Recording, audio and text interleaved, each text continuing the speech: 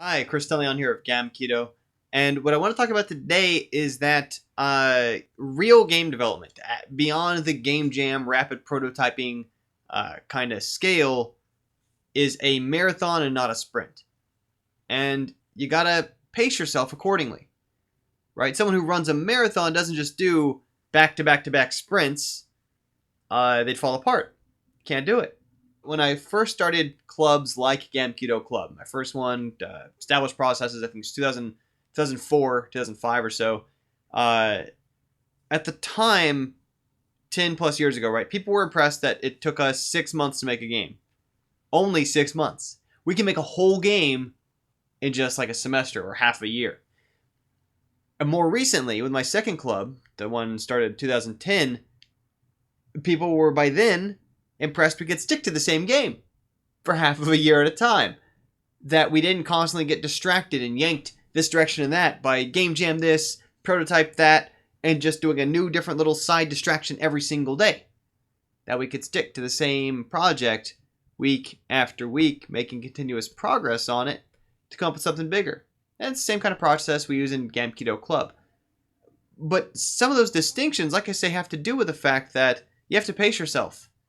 You have to figure out how do you build habits and schedule reasonable time in a way that's sustainable around making consistent forward progress on your project without just draining all your energy or going nuts from every minute you're not working on it. Right? So, and this is specific. I received an email from one of the people I work with recently asking about, feels like he's running himself ragged because he's spending too much time. Either if he's not doing it, he feels bad when he's not doing it. I'm like, that is not sustainable. You have to take a zoom out, right? Take a longer perspective on long term, what's going to get you, your games, and your players better results. And burning out in a few weeks isn't going to do it. That's not good for anybody. You can't help anybody if you're crazy and worn out, right? Or, I drew the other analogy there to, I think we're talking about, say, coffee, right? Where maybe a cup of coffee a day, maybe two for some people's situation. A little bit of modest caffeine is a regular, healthy, sustainable part of many people's work, balance, and focus in their life. It helps them be productive, helps them wake up or focus a little earlier in the day than without it, and that's okay. But that doesn't automatically mean that, well, if you just have 10 or 12 or 15 cups of it, that you're going to be proportionally more productive. What's going to happen is you're going to wind up laying on the floor with stomach pain from all that caffeine and coffee grounds in you. And you're going to be less productive. You're going to be too jittery to sit still, to type, to see straight on the screen, right? You have to get away from this stuff. You have to give yourself a little bit of time between. And ultimately, you're going to get better results from it. And it's not just because you're not wearing yourself out so much. It's that a lot of the things that distinguish non-jam game development, a successful one from a non-successful one, has to do with things that take time, right? There's all these factors that you can't rush. Things like outside opportunities lining up with what you're already working on. If you make a game as fast as you possibly can in 48 hours, the odds of something overlapping from the outside world of being like, you know what? We need someone to present a blank. We need someone who's working on a such and such. We're looking to make a show about whatever something might be. Those aren't going to happen if you have a very small window versus if you kind of spread it out.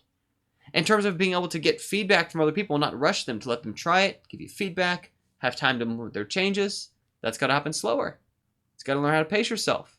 In terms of network effects, of being able to go to conferences, show it to people, have them begin to recognize it over time, to have it show up consistently for people to see your progress and process. Whether it's GIFs on Twitter, whether it's streaming your stuff, whether it is blogging about it, whatever it might be, that people can understand there's an arc to it. And now this isn't to say that all projects need or warrant that level of promotional process or whatever. It is to say that those are things which have to happen over time. You cannot make happen faster by just stressing out harder and sooner about it. Right? There's things that can only be done that take time. And most elements of like discovering what your game's about, it's going to help you do that to step away from it a bit before you come back to it. Something else I think about a lot, and I apologize for about another YouTube video at some point, but a lot of us, and I say us because I'm as guilty as anybody else, a lot of us who spend a lot of our lives around and on computers, whether we're as programmers, whether it's software designers, whether it's Computer artists, I'm sure, fall into the same bucket, musicians and so on. I'm neither of those two per se, but the ones I know wouldn't surprise me. Y'all might have some of the same challenges. Will often spend a disproportionate amount of time indoors on the computer and then start to feel bad. Just feeling bad. And not even sure why we're feeling bad, right? But can't focus, frustrated, angry, twisted up in knots, not sure why. And here's what I think is the first thing to try. Right? Because it doesn't come up as much as I think it should as a surprisingly simple fix. When, for example, if you look at someone who is in solitary confinement, I'm going to come right back to what I'm talking about. This isn't a tangent. This is the point I'm making. Someone in solitary confinement, which is a thing, of course, happens in U.S. prisons where let's say someone goes to prison for murder. So now they're in prison already. Then that person murders a security guard at the maximum security prison. Then they will often be punished within the prison system by being denied exposure to other people and put into solitary confinement where they are alone. Here's the weird thing about solitary confinement. There's a couple of weird things. One, most other countries in the industrialized world consider it torture, and that it is excessive and abusive and should not be done, and that it's counterproductive towards actually getting someone who eventually at any point in their life might be redeemable to put back in civilization. So that's one concern. But even these people that the United States does what the rest of the world basically considers torturing, those people often have 23 hours a day solitary confinement. And what's that 24th hour? It's spent outside in some sort of area with either a caged roof over it, with some high walls that can't be climbed because they're made of brick or whatever it might be. But it's like 23 plus like an hour outside with sun or open sky over their head. Maybe sometimes it's hot, maybe sometimes it's cold. But apparently, the U.S. prison system, in its most extreme measures of how it deals with its most extreme people's internal violations, has still determined that if a person doesn't spend at least like a little bit of time every day underneath open sky, they just lose it.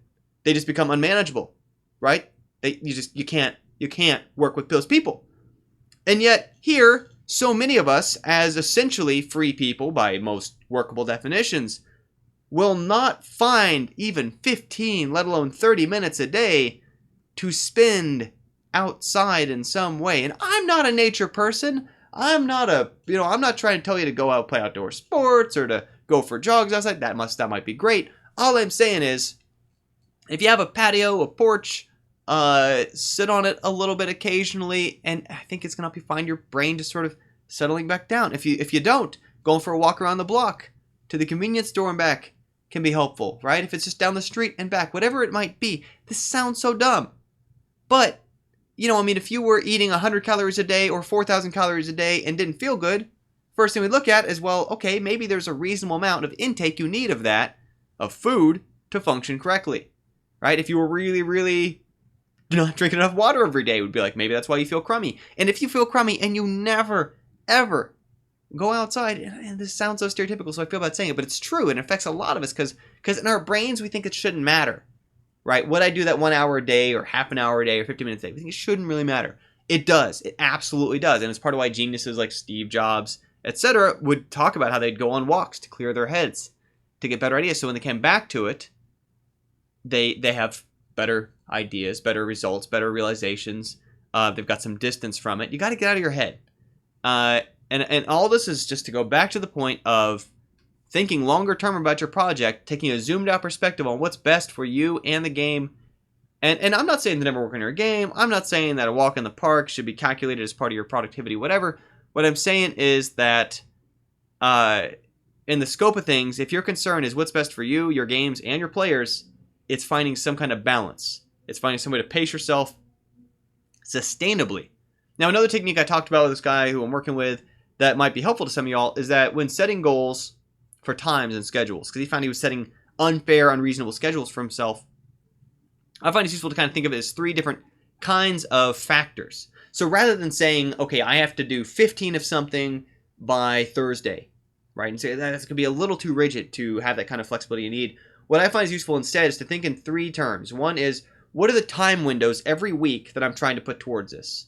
So maybe it's, I wake up early on Tuesday mornings. Maybe it's my Wednesday and Thursday nights I give to it. Maybe it's my Saturday or Sunday afternoons is my game development time. And I protect that. I schedule around it. That's time meant for it. And you can be flexible. So if you got to bump it up or down a little bit one day or the other, move it around, split it in half, whatever, but it ensures you have that certainty of, you know what, I can clear my head of it because there's already time that's scheduled when it's going to happen, and it's not going to get lost in time. I'm not going to lose track of it because every single week I'm putting in some kind of time to it. That's one form of scheduling. The second piece is just to know what's my next priority I have to look at. When I do have that time, what's the problem I'm currently cycling on? Is it that I'm trying to figure out how my character moves? Is it that I'm trying to work on improving the level design? Is it that I'm trying to, I've got assets from my artist or musician, whatever, got to integrate, whatever it might be. It's knowing how am I using the time next.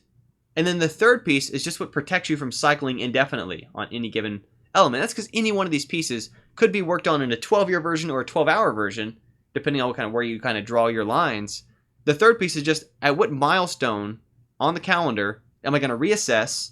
Do I cycle more on these same priorities, or do I advance on to whatever the next set of priorities might be?